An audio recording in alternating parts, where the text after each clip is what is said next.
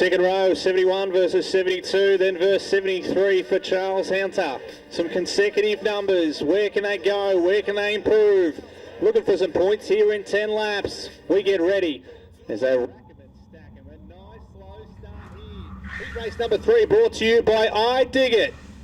We get set to go back to green flag racing. David Hornsley gets the lead there in turn 1. Look at Smith to the outside. Jake Smith up to P2. Went the outside groove. He needed no invitation. He just went there.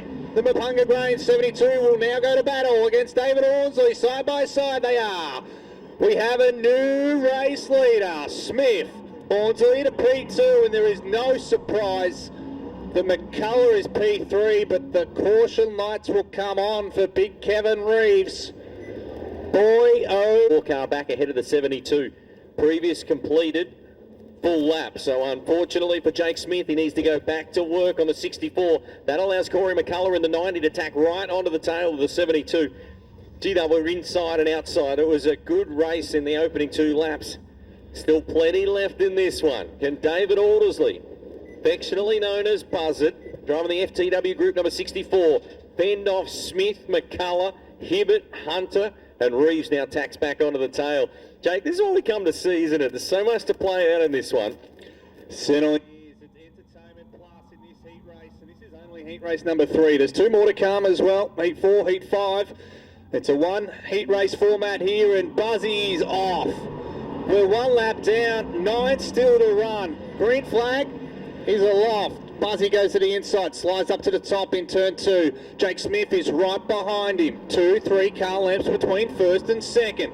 Corey McCullough goes to the bottom in turn 3 and 4. He slides as well. So this track a little bit challenging at this point. Buzzy slides up, washes off some speed. Smith goes to the outside, just holds off. Just jumps on the anchors there. Didn't want to squeeze himself between the back fence there. How long can Buzzy hold on? Because McCullough's coming as well. Smith to the outside. McCullough to the inside, not quite. Jake Smith is a new race leader in this one. 7 laps will turn into 6. Your leader now, turn 1 and 2, goes up top. Some issues for Hunter. Caution lights will come on for the V73. The Hibbert Custom Cycles Magnet Towing 73 has come to a halt with a whole bunch of smoke. Gavin, you might be a little bit more technical advanced than me, but that was a puff of smoke that you do not want to see in heat racing. No, you're spot on there, and the helmet's quickly coming off for Charles Hunter. It's an oily smell as well, so boy, tough break for Charles. We're talking how good it was to see him back in 410 sprint car competition, now to find himself up in a plume of smoke. The other one for mine in this one with a restart with a handful of laps to go, 6 in fact as we go back to 1 lap, is Jake Smith. What's he got to do every time Jake Morrell upstairs, too many Jakes in the house tonight, every time Smith gets to the lead, he had a stoppage, had to go back behind the 64. Now he had an advantage where he had Aldersley between he and the 90, and then that's evaporated as well. Boy, he was showing some good car speed in the Mapunga Grains. Good year back, number 72, as Charles is coming infield. Bruising night for a number of competitors. I know Charles was keen to go back to Heytesbury Stockfeed Simpson Speedway tomorrow night. Place that served him so well throughout 360 competition.